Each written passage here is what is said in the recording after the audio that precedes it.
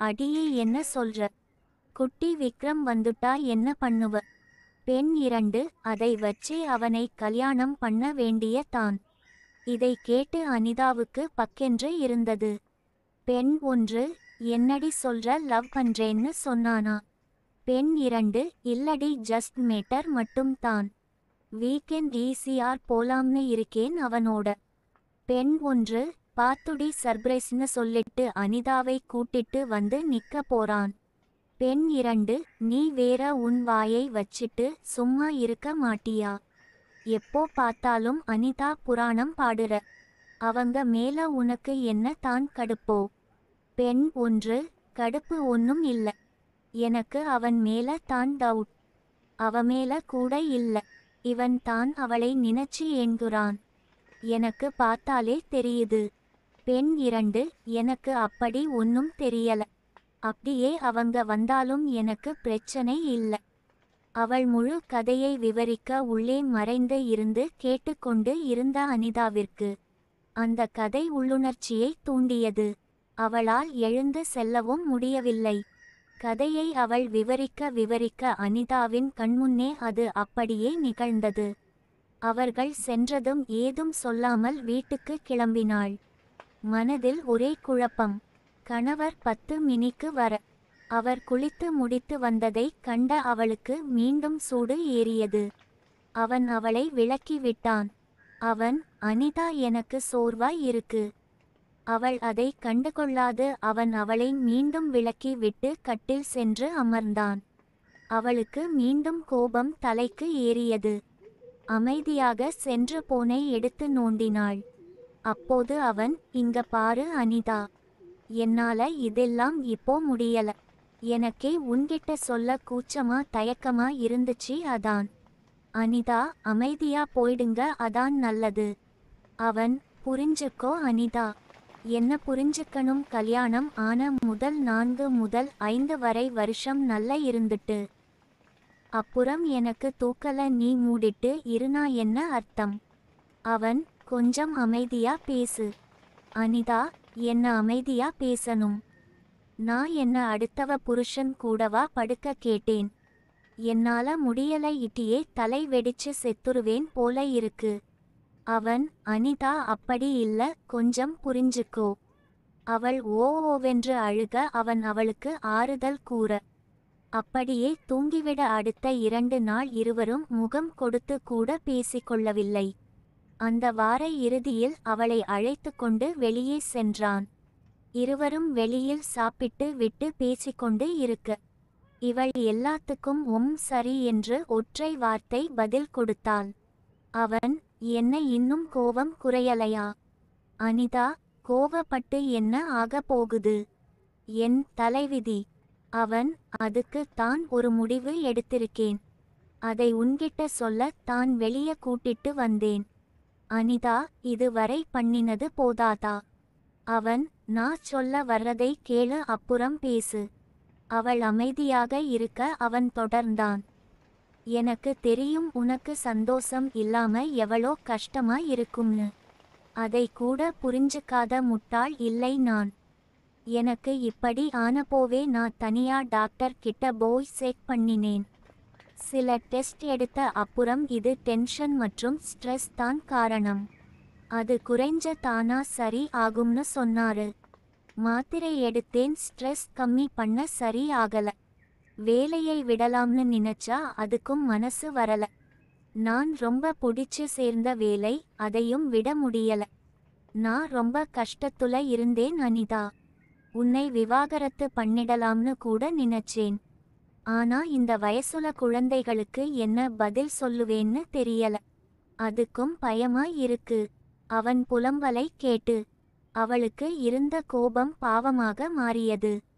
நான் உனக்கு ஒரு வழி சொல்றேன் அனிதா, உனக்கு யாரை பிடிச்சிருக்கோ அவங்களோட இரு. நான் உன்கிட்ட ஏதும் கேட்க மாட்டேன். என்னால இது தான் பண்ண முடியும். அவள், என்ன பேசுறீங்க, அதெல்லாம் தேவை இல்ல, அமைதியா இருங்க. அவன், நான் சீரியஸ் ஆக தான் சொல்றேன். நீ மாசத்துக்கு ஒரு முறை ஆவது உனக்கு நல்ல தெரிஞ்ச ஆளோட இரு. எனக்கு பிரச்சனை இல்ல. என்னால தான் முடியல, அதுக்காக உன்னையும் நான் அப்படி பண்றது தப்பு. என்னை குற்ற உணர்ச்சில வாழ வைக்காத அனிதா, கெஞ்சி கேக்குறேன். அவள், ப்ளீஸ் இதை பற்றி பேச வேணாம்.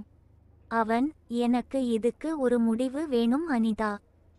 என்னால இதுக்கு மேல இப்படி உன்ன வச்சிருக்க முடியாது. ஒன்னு ஒரு நல்ல துணையை தேடு, இல்லனா நான் விவாகரத்து கேட்டு தான் போக போறேன். அவள், அது எப்படி செட் ஆகும்னு சொல்றீங்க? வேற ஆளோட என்னால நினைச்சி கூட பார்க்க முடியல. அவன், நானே இதுக்கு சம்மதிக்கிறேன், அப்புறம் என்ன?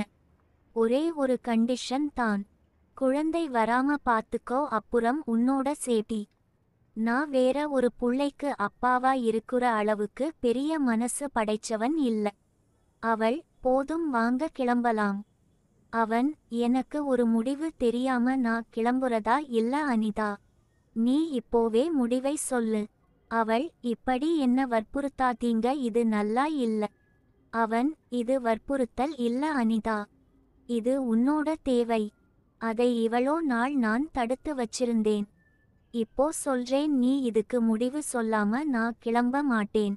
அவள், சரி, நான் யோசிக்கிறேன், இப்போ கிளம்புங்க என்று அவனை கூட்டிக் கொண்டு கிளம்பினாள். வீட்டிற்கு வந்தும் இருவரும் சரியாக பேசவில்லை. சில நாட்கள் இருவரும் அவரவர் வேலையை பார்க்க. அவள் மனதில் அவன் சொன்ன விஷயம் அவ்வப்போது வந்து வந்து போனது. ஆனால் அவன் இயலாமையை நினைத்து அவளுக்கு பரிதாபம் தான் பெரிதாக வந்தது. அந்த விஷயம் அப்படியே அடங்க. சில வாரங்கள் கழித்து அவள் டீமை கூட்டிக்கொண்டு ஒரு டீம் அவுட்டிங் செல்ல வேண்டியது இருந்தது. அதில் விக்ரம் மற்றும் அந்த இருபுறம் பேசும் பெண்கள் மேலும் 5 முதல் 6 வரை நபர்கள் இருந்தனர். அன்று காலை 10 மணியளவில் அங்கே செல்ல. காலை முதலே ஆட்டம் பாட்டம் கொண்டாட்டம் தான். அனிதாவிற்கு அதில் பெரிய நாட்டம் இல்லை. ஆனால் அணியை வழிநடத்தும் பொறுப்பாளர் என்ற முறையில் அவள் அங்கிருக்க நேரிட்டது. சிலர் அங்கே மது அருந்த அந்த இடம் மேலும் களை கட்டியது. அந்த இரு புறம்பேசும் பெண்ணியரில் ஒருத்திதான் சரிதா. அவள்தான் விக்ரமோடு இப்போது நெருங்கி பழகுபவள். அந்த இடத்தில அவர்கள் இருவர் மட்டும், அல்லது அந்த தோழி மற்றொருத்தியும். விக்ரமோடு நெருங்கி ஆடிப்பாடுவதை அனிதா தூரம் இருந்து கவனித்தாள். சிறிது நேரம் பின்னர் அவர்கள் மூவரும் தனியே செல்வதையும் அவள் நோட்டம் விட்டாள். அப்போது அவளுக்கு அந்த சரிதா சொன்னது ஞாபகம் வந்தது. அவன் வெறிக்கு ஒருத்தி பத்தாது என்று அவள் சொன்னது. அவளுக்கு அது கொஞ்சம் படபடப்பை ஏற்படுத்தியது. அது எப்படி நம்ம ஊருல கூட இதெல்லாம் பண்ணுறாங்களா என்று முகம் சுளித்தாள். ஆனால் என்னதான் அவள் முகம் சுளித்தாலும் அவளுக்குள் அவர்கள் செல்வதை கண்டதில் இருந்து மனதுக்குள் ஒரு ஆர்வம். அங்கு அப்படி என்ன தான் நடக்கிறது என்பதை பார்க்க வேண்டும் என்ற ஆசை. முதலில் வேண்டாம் என்று மறுத்து அவள் அந்த ஆர்வத்தை அடக்க, எண்ணங்கள் மனதை குழப்ப அவள் அங்கிருந்து எழுந்து அவர்கள் சென்ற இடத்தை நோக்கி நடந்தாள். அமைதியாக அங்கு சென்றால் அந்த இடத்தில நெஞ்சு அளவுக்கு நிறைய செடிகள் மட்டுமே இருந்தது. அது கடற்கரை ஓரம் என்பதால் அங்கு பெரிதாக ஆள் நடமாட்டம் இல்லை. இவள் மெதுவாக ஒவ்வொரு இடைவெளியாக அமைதியாக எட்டி பார்த்தாள்.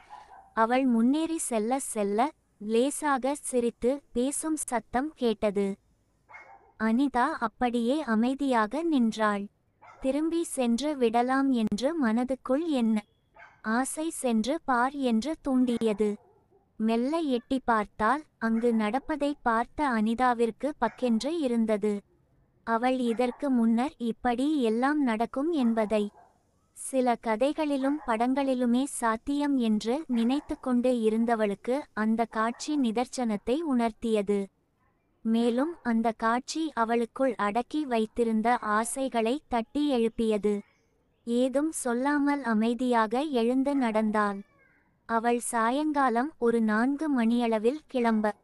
இரவு முழுக்க அதே காட்சி. இரவு தூக்கத்தில் அந்த சரிதா இருந்த இடத்தில இவள் இருப்பது போல ஒரு கனவு. என்னடா இது வம்பா போச்சே என்று நினைத்தவள் திரும்பி படுத்தாள்.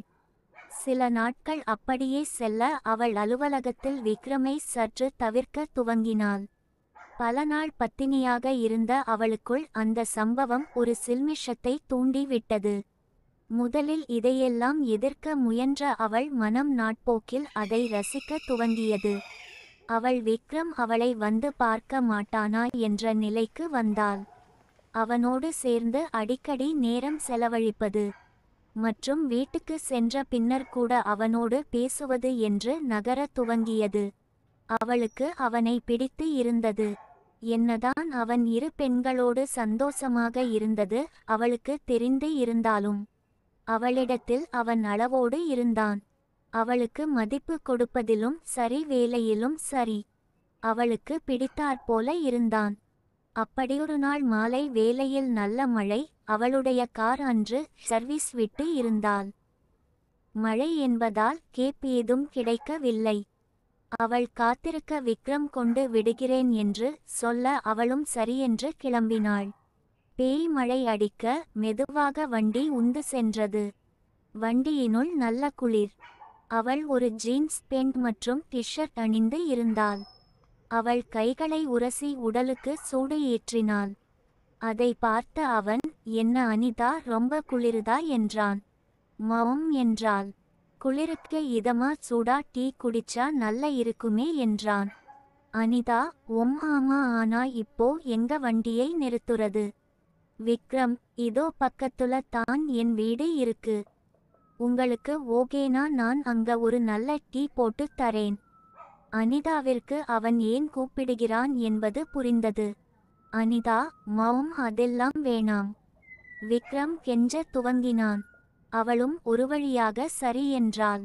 வீட்டுக்குள் சென்றதும் அங்கு அவன் அவளுக்கு சூடாக டீ போட்டு கொடுக்க அவள் ஜன்னல் ஓரம் நின்று மழையை ரசித்துக்கொண்டே டீயை பருகினாள். அவர்கள் இருவரும் பேசிக்கொண்டு இருக்க அந்த தனிமை அவளுக்குள் இருந்த ஆசைகளை வெளிப்படுத்த உந்தியது. அவள் மனம் அவன்மேல் விருப்பம் இல்லாமலா இவ்வளவு தூரம் வந்திருக்க? பேசாம ஆசையை தீர்த்துக்கோ என்று கொக்கரித்தது. அந்த தருணமும் அதற்கு ஏற்ப ரம்மியமாக இதமான குளிரில் மனதையும் உடலையும் அடுத்த பாகத்தில் சந்திக்கலாம்.